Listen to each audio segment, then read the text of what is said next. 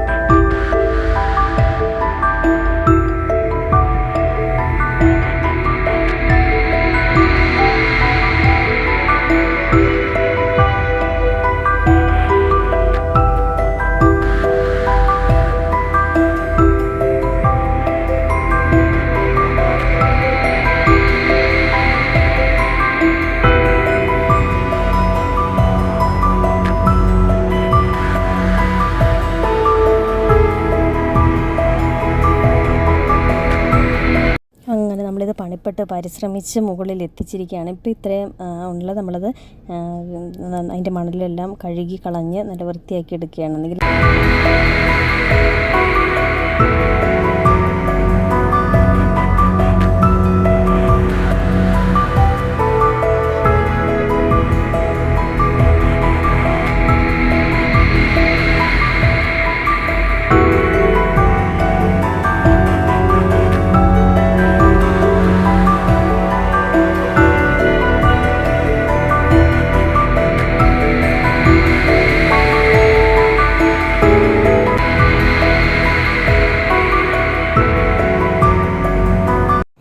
കണ്ടിട്ട് എല്ലാവർക്കും ഇഷ്ടപ്പെട്ടെന്ന് കരുതുന്നു. ഇഷ്ടപ്പെട്ടെങ്കിൽ ലൈക്ക് ചെയ്യുക, ഷെയർ ചെയ്യുക, സബ്സ്ക്രൈബ് ചെയ്യുക.